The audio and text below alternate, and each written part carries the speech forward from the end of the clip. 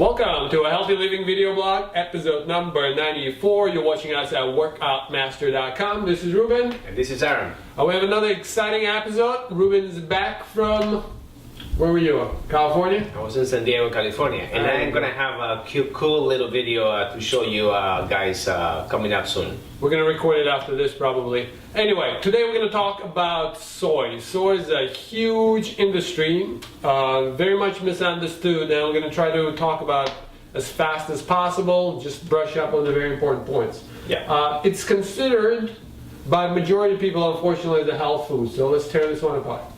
Well, we can finish the episode right now. It's not a health food. Quite the opposite. It's a sick food. Sick food. Why is that? Well, in my earnest opinion, I believe that soy does not qualify itself as a nutrient. A lot of people utilize it as, many different ways. People that work out and they need some type of protein and they don't want to go with anything like, derived from dairy as whey protein. They will use soy protein or any other form, which I think is horrendous. Mm-hmm. Oftentimes, soy is prescribed to females when they're in menopause or in menopause to balance the hormones, mm-hmm. which I think is another huge mistake. Okay. And soy is considered as a health food in forms of soy such as, tofu and other stuff like that. Which basically what happens, a lot of times people ask questions like, can I use the soy as a substitute? Because people use soy with baby's formulas, they use soy as basically a protein source if they want some other source but a meat source. Yes. Majority of the time. Yes. And it has been promoted to a vegan, vegetarian, or healthy conscious community as an excellent protein source. Which is not, once again. Which is not. So let's tear it apart, let's see why is it not? Okay. What's a parts that definitely don't resonate with us?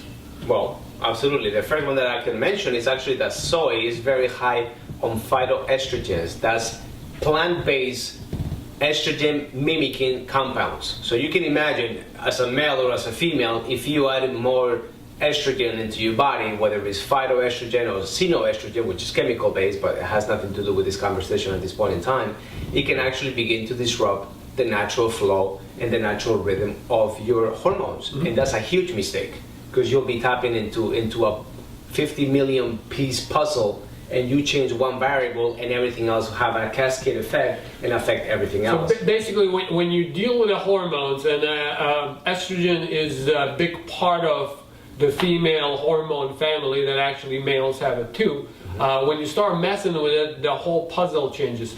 And within today, because of the stress in the society, if you listen to our previous blogs, you understand that when you're under a lot of stress, your hormonal panel basically changes, and people have a lot of problem with estrogen, especially estrogen dominance and things like that. So when you consume something that mimics the estrogen within your body, creates whole nother cascade of problems within the body that in many cases it will be very hard to stop. Is that correct? That is correct. Also, soy is very high on phytic acid, PHYTIC, I believe it's spelled. Mm-hmm. And phytic acid actually opposes the absorption of a lot of minerals and coenzymes and enzymes in the body. So at the same time that you're taking these products, you're actually diminishing your ability to actually nourish yourself because the soy itself will block the acceptance of those particular nutrients or the absorption of those nutrients. Yeah, so there's basically what we want to mention today, we want to mention two major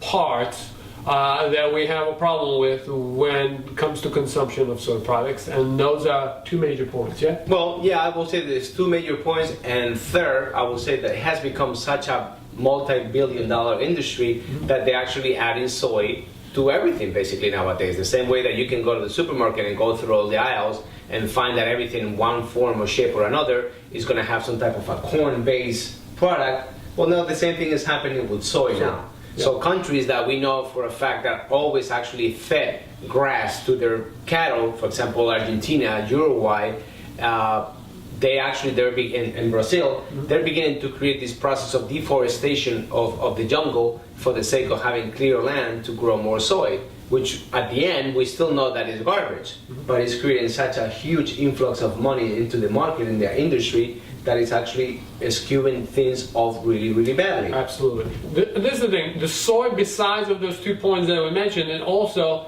unless it's organically grown, it is extremely genetically modified product. Absolutely. So it is a GMO in the majority of cases, unless it's labeled organic. So by consuming something like this, not only you contribute to just genetically modified organism consumption and production, you're also affecting your body on a different level that truly nobody knows. And Absolutely. if you hear our video blogs, that you know we definitely against. Oppose. Well, I wouldn't say we against. We don't care about GMOs that much. We care about a beautiful, organically grown, biodynamic food. So I don't want to be against anything. I just don't care about it. So if I don't care about it, it does not exist. I don't put my energy into it. And most people should be violently opposed against, consuming genetically modified Not organisms. opposed. They just should not consume it at all. Well, Forget yeah. about Yes, opposition. that's another way to put it.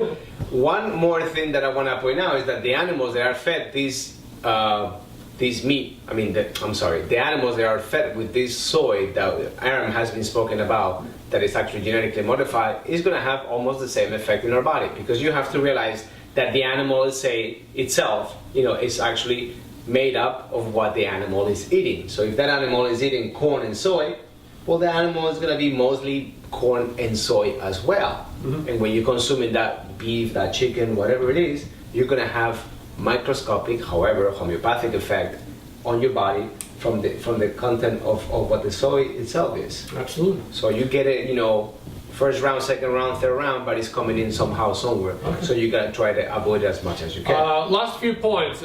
Soy, as any kind of grain, nut, seed kind of thing, needs to be fermented in order for you to consume safely, even if you decide to consume it. So the only way you would consume soy safely, if it's organically raised, fermented form, and even in that case, I would be very careful with it. Yes. Because of the estrogen and the mimicking estrogen levels. And there's mainly three products made out of soy that make up that criteria. It's gonna be tempeh, it's gonna be miso, and it's gonna be seitan. And those are three products that are typically used in Chinese cuisine. And There's one Japanese product, I forgot the name of it, is a really fermented soybean. It tastes horrendously disgusting because I tried it. So I would recommend it. Yeah. And that will pretty much narrow it as far as that goes. Okay.